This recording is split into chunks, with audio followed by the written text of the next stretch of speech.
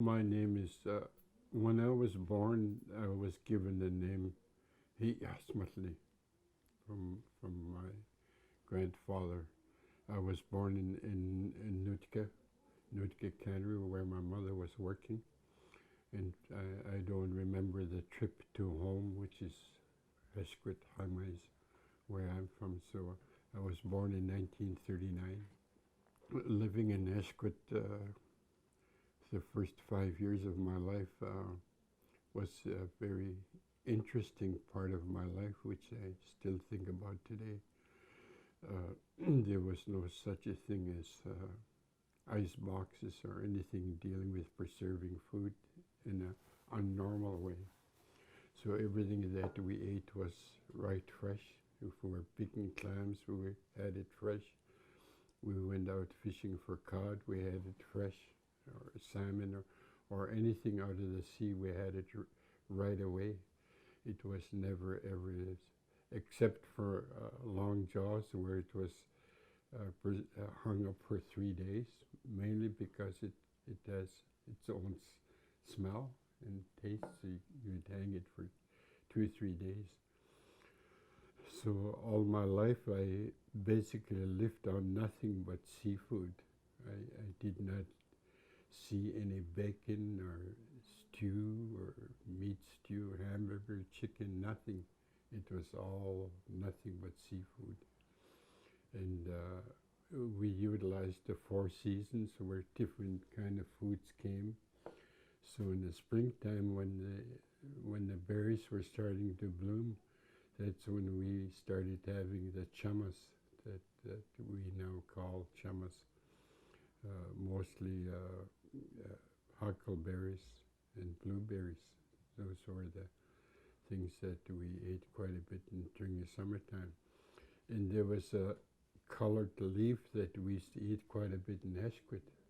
I have no idea what it was called, but a very colorful flower where we would eat the flower and we ate quite a bit of mai, which is shoots off one of the huckle, eh? Kawi. So we ate the shoots off that. Then we, I had quite a bit of guac. I don't know the English name for it, but they're only about this high. But you have to take the outer layer off, and it's sharp, and it's got a sharp taste. So we either use syrup or tip, and that was quite frequent when it started to bloom. So I ate quite a bit of that, and but the thing that was good about everything that I'd done was always with my dad. I never left my father. If he went, we'd have to walk about 3 or 4 miles to go get the clams, and it was always at night. So I always made sure that I was with my dad when he was taking clams or if he went out fishing. And all of the fishing in my young time, most of the families all had canoes, and that's how most of the fishing was done. So I learned how to fish by canoe at a very early age. And our pastime in Esquit, because it's facing the Pacific Ocean, it has huge waves. So canoe surfing was a big pastime for us, even as little kids. So at a very early age, I had a 14-foot canoe, and every child had canoe. So the bigger the wave, the better fun it was. So that was a great pastime in our tribe. Then I don't know how many times in my young time I walked the whole peninsula of Esquit, because that was a thing to do. And I never ever took any kind of a lunch, because I was told this is what you eat and you'll find it there, high, low, especially the low tide. So I knew what to have all that was available when the tide was extremely far out. And of course, the kind of berries that you ate. So a lot of those berries that we were eating as a child no longer exist, and it's no longer ate by majority of the people. So in when I grew up, I don't know how old I was, but my first political, I found out that BC Tel and Canada Transport were going through our reserve, two of our reserves in Esquit, and our tribe was receiving $5 a year from Transport Canada for going through our reserve. And it just irritated me. I said, $5, holy smokes.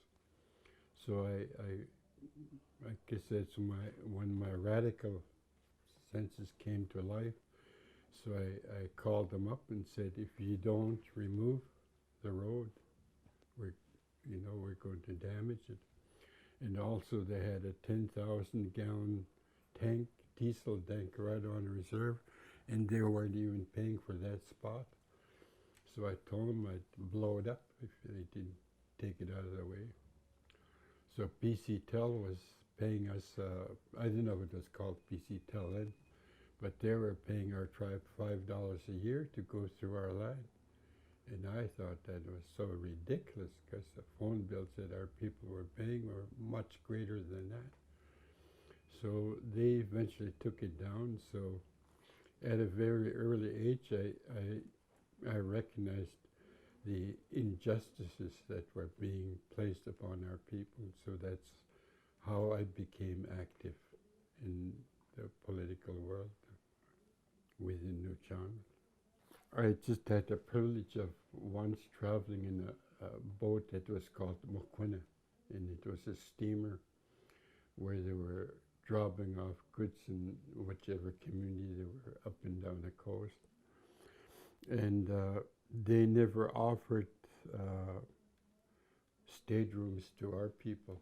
Rather, they were allowed to stay where the freight was, down in the hatch of the Mokwina.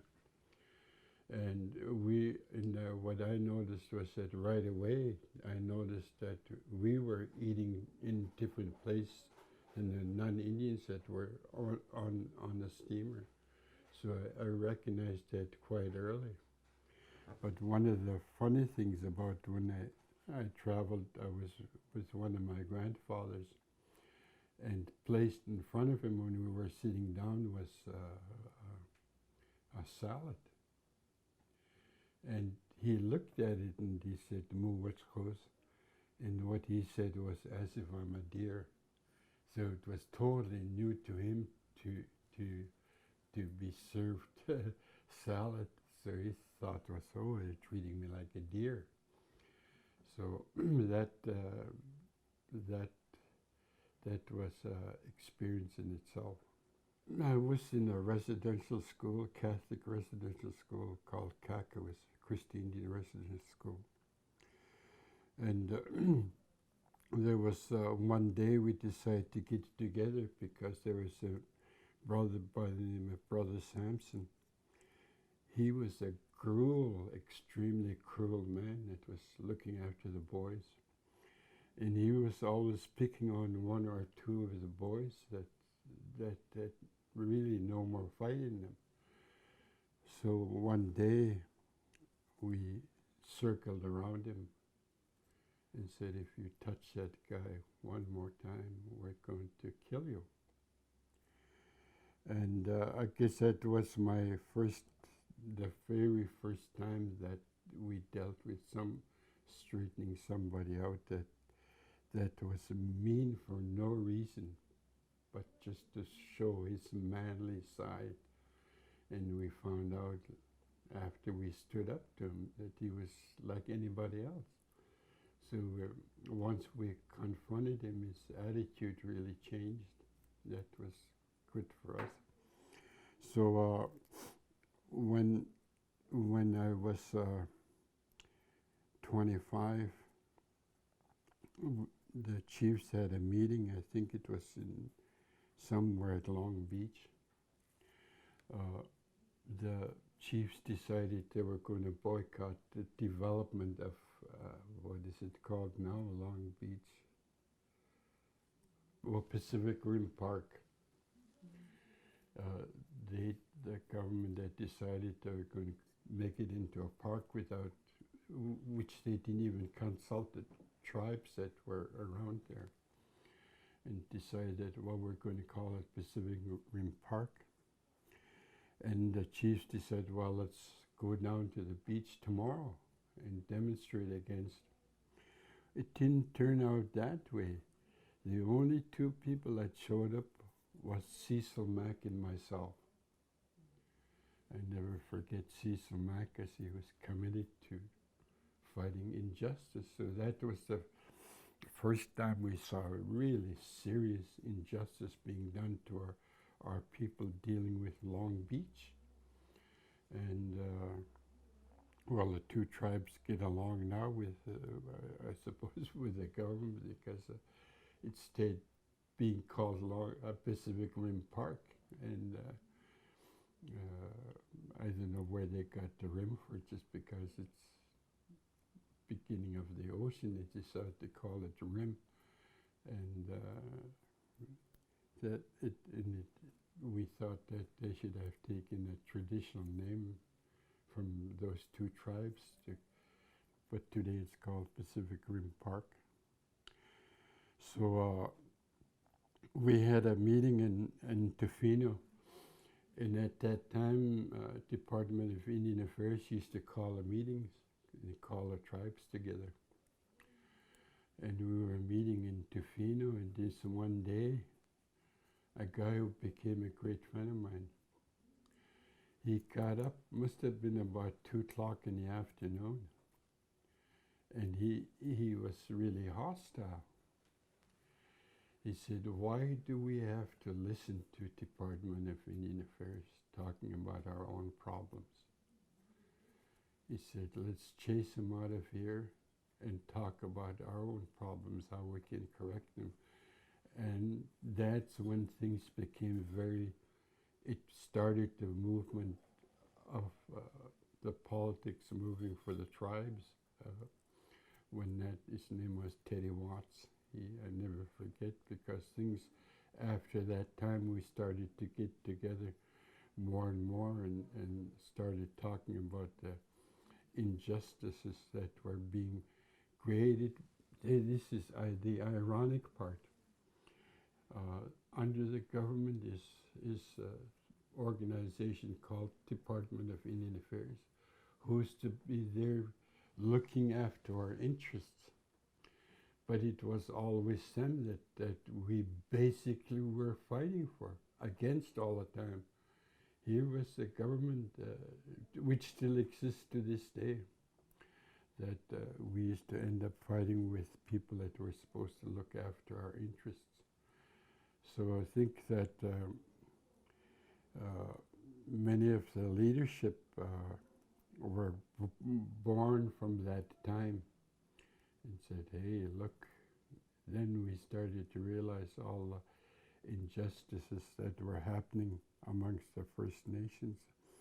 And we eventually organized ourselves, and the first act that we done was we demonstrated in Nanaimo, where Indian Affairs was, when we occupied it. We knocked down the doors. We took out all documentation that they had. We went through all the documentation that was in the hands of Indian Affairs in Nanaimo. So we broke down the doors. And in Port Alberni here, they had Indian Affairs. We broke the door down there and took out the desks.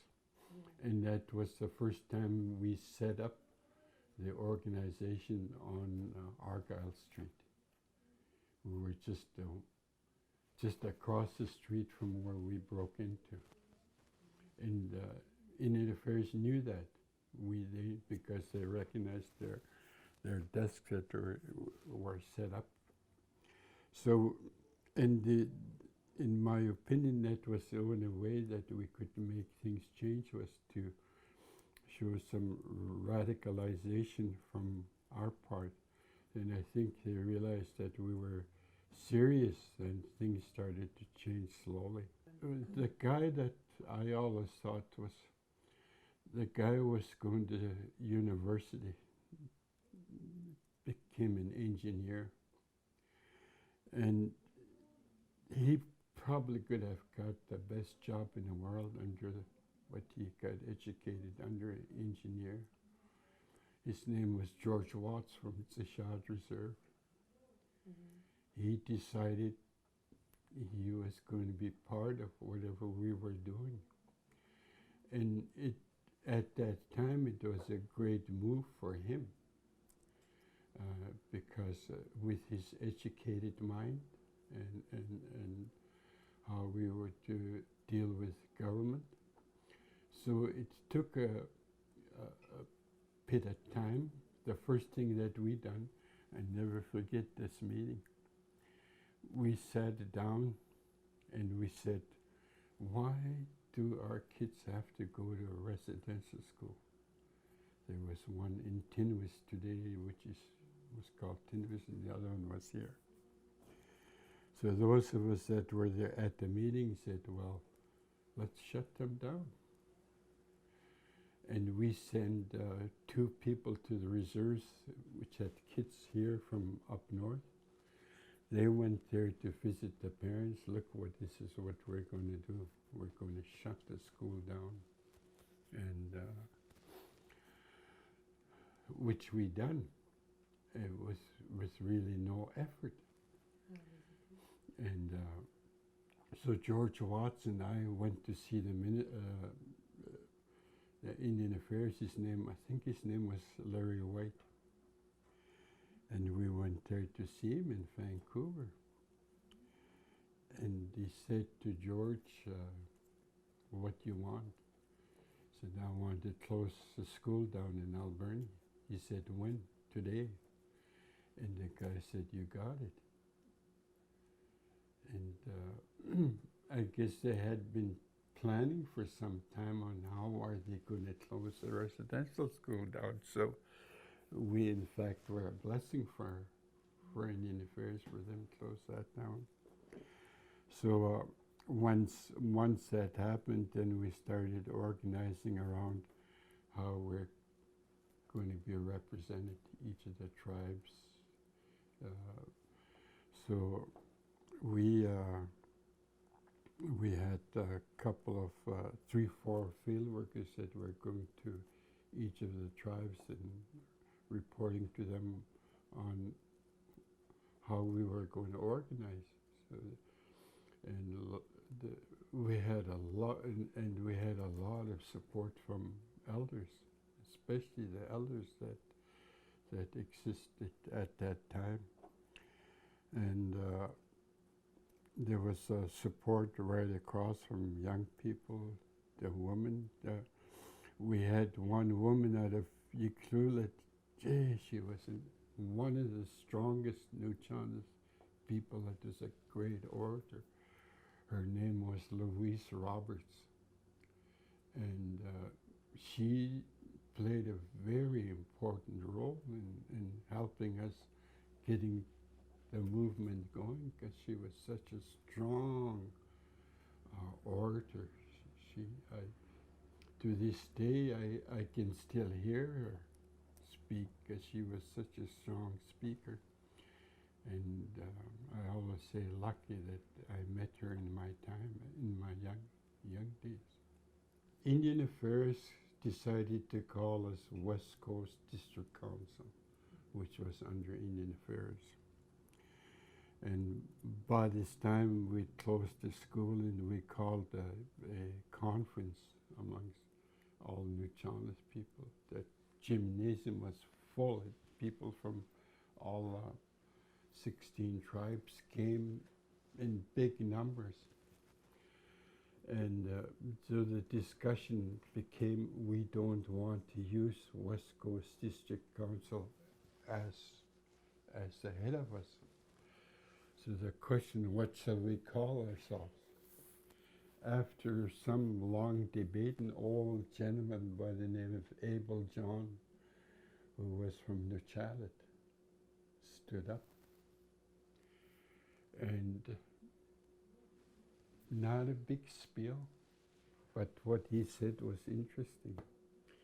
He said, you know that our people are the only people on the west coast that are surrounded by mountains. It protects us in many ways, and it's a great provider for water, for everything that we eat. And he just went on about how great the mountains are to us.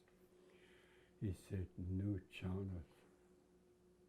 That's how we got that name, from the old gentleman. And so we immediately, the reaction was, yeah, let's call ourselves people of the mountains, Nuuchahnulth. So that's how that name came to us, from an old gentleman, Abel John from Nuuchahnulth. I'd been there right from the beginning, right from the radical times to when we started to decide to organize. So we had selected some community development workers. Their job was to go to the communities and tell them the plan that we'd created and forming. So there was a lot of talk about injustices, but that wasn't the main theme. When we started to meet, many issues were discussed, especially the education side, and how we were really lacking. I think at that time, we just had a handful of students that were graduating through grade 12, and majority of our kids were just going to grade 10, and there was nobody working in that area. So one of the first things that we said, well, if we need to reach a point of education where we can debate at the highest level, all the way from top level government to here. So we said that education is a must. So we hired people to work in that area for that person to be making sure that he's convincing students stay in school. It's going to mean everything for us. So that was one of the first things. And we used to get a little bit of money, like for community, whether it was for water or sewer system. So we decided that we would get, they would divvy up the money, whether it was 300,000, what by the time you divide it amongst 14 tribes, it was.